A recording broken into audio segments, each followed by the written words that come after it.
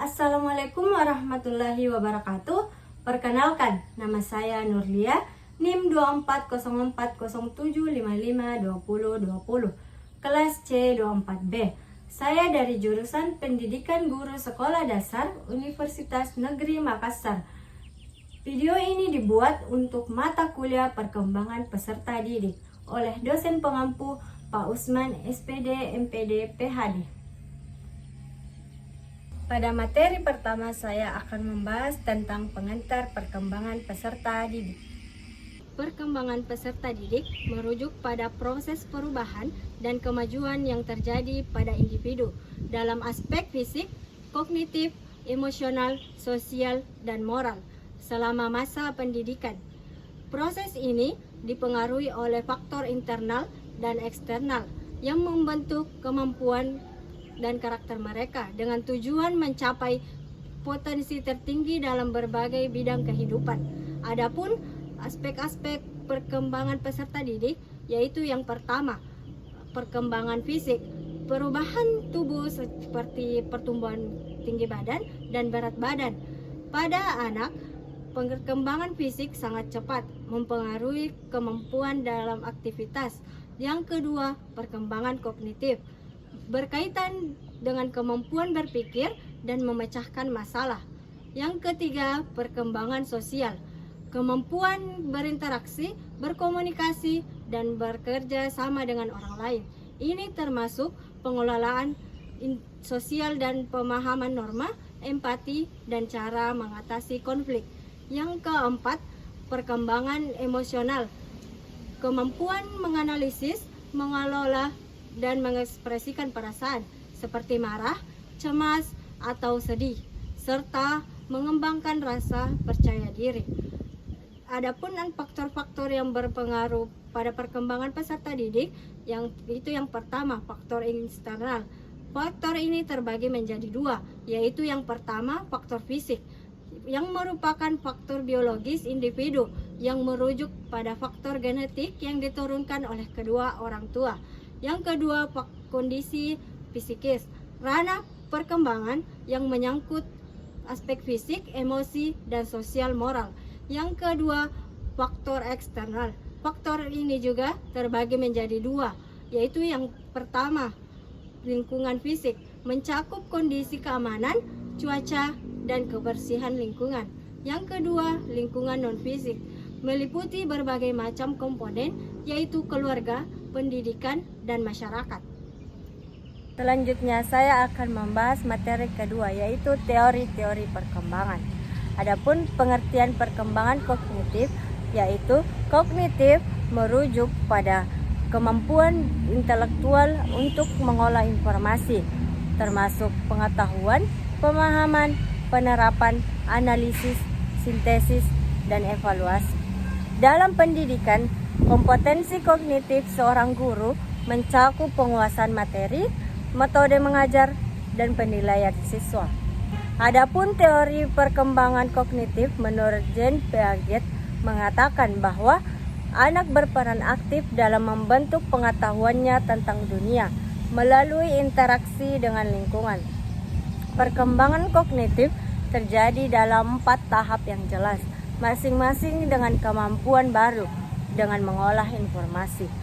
Dimulai dengan kemampuan bawaan yang bersifat biologis, dan teori perkembangan kognitif menurut Vygotsky menekankan bahwa perkembangan kognitif bergantung pada interaksi sosial dan budaya. Anak belajar melalui pengajaran orang lain dan internalisasi simbol budaya, misalnya bahasa, untuk berpikir dan memecahkan masalah, yang akhirnya mengarah pada kemampuan untuk mengatur diri sendiri. Adapun perbedaan Jean Piaget dan Vygotsky berfokus pada perkembangan kognitif melalui tahap universal yang didorong oleh interaksi anak dengan lingkungan.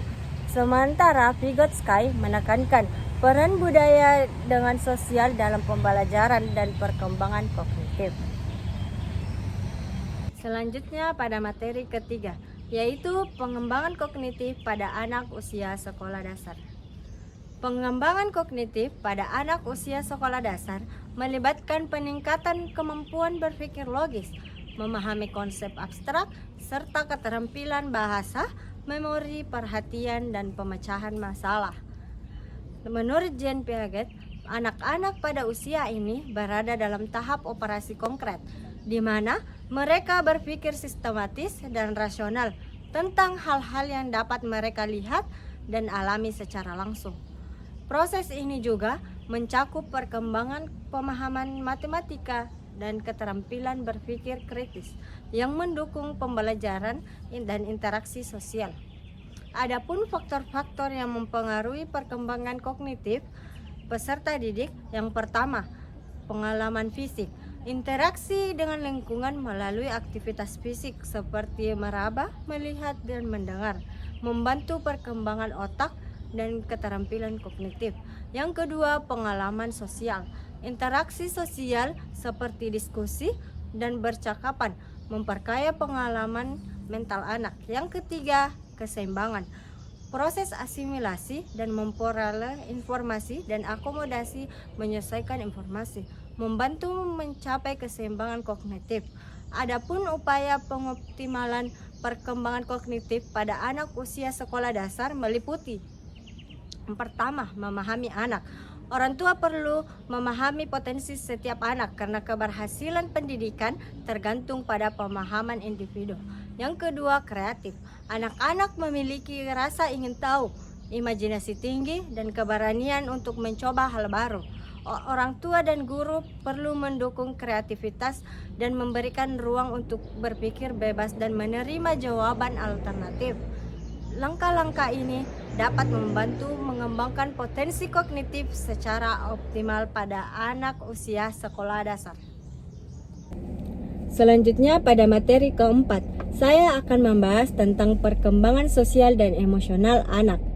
Adapun pengertian sosial dan emosional anak menurut Desmita dalam bukunya Psikologi Perkembangan mendefinisikan bahwa pola perubahan yang dimulai sejak konsepsi dan terus berlangsung sepanjang rentang kehidupan. Ini menunjukkan bahwa perkembangan adalah proses yang berlangsung terus-menerus dan bersifat tetap, di mana individu mengalami perubahan progresif dan berkesinambungan dari masa konsepsi hingga mati. Adapun karakteristik perkembangan sosial emosional anak, yaitu yang pertama, pada usia 5-6 tahun, anak-anak yang memasuki fase perkembangan emosi, di mana mereka mulai mempelajari kaidah dan aturan yang berlaku di lingkungan mereka. Pada tahap ini, mereka mulai memahami konsep, mengenali apa yang dianggap adil atau tidak adil. Yang kedua, pada usia 6 tahun, anak-anak mulai memahami emosi yang lebih kompleks, seperti kecemburuan, kebanggaan, dan kesedihan. Yang ketiga, pada masa anak usia 7-8 tahun, perkembangan emosinya telah menginternalisasikan rasa malu dan bangga. Yang keempat, anak usia 9-10 tahun, anak dapat mengatur ekspresi dan dapat merespon terhadap distress emosional yang terjadi pada orang lain. Yang kelima, pada usia 11-12 tahun, pengertian anak terhadap tentang baik dan buruk, tentang norma-norma aturan dan norma-norma yang ada di lingkungan menjadi bertambah dan juga lebih fleksibel, tidak selalu pada saat dia usia pada masa kanak-kanak awal. Selanjutnya pada materi kelima, yaitu perkembangan bahasa pada anak. Selanjutnya materi kelima, yaitu perkembangan bahasa pada anak. Perkembangan bahasa anak adalah proses perubahan kemampuan bahasa yang terjadi seiring dengan usia dan karakteristik perkembangan anak.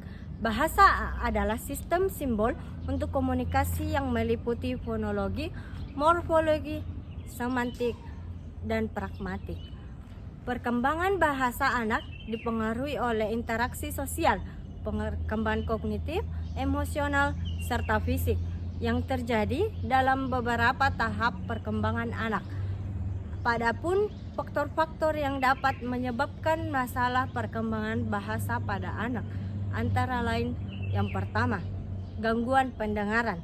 Anak dengan gangguan pendengaran yang tidak selalu terlihat bisa mengalami kesulitan dalam belajar bahasa. Tanda-tanda termasuk kesulitan menamai benda pada usia 3 tahun ke atas. Yang kedua, gangguan disintegrasi. Anak yang berkembang normal hingga usia 1-2 tahun kemudian mengalami penurunan keterampilan dan komunikasi antara usia 2-4 tahun. Menyebabnya bisa genetik, paparan lingkungan, atau respon autoimun. Yang ketiga, faktor genetik. Riwayat keterlambatan dalam keluarga dapat meningkatkan kemungkinan anak mengalami masalah perkembangan bahasa. Dan orang tua dapat mendukung perkembangan bahasa anak usia dini dengan cara berikut. Yang pertama, ajak anak berbicara untuk membantu mereka belajar kosakata dan struktur kalimat. Yang kedua, bacakan buku memperkenalkan kata baru dengan konsep baru. Yang ketiga, berikan respon positif terhadap anak setiap usaha komunikasi anak. Yang keempat, ajukan pertanyaan yang mendorong anak berpikir dan merespon dengan kalimat yang panjang.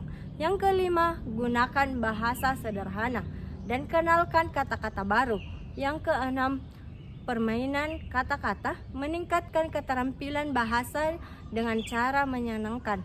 Langkah-langkah ini mendukung perkembangan bahasa anak secara alami dan memperkuat ikatan emosional. Selanjutnya saya akan membahas materi ke-6, yaitu perkembangan moral dan etika anak. Adapun perkembangan moral berkaitan dengan pembentukan kemampuan anak untuk menilai dan membuat keputusan mengenai apa yang dianggap benar dan salah.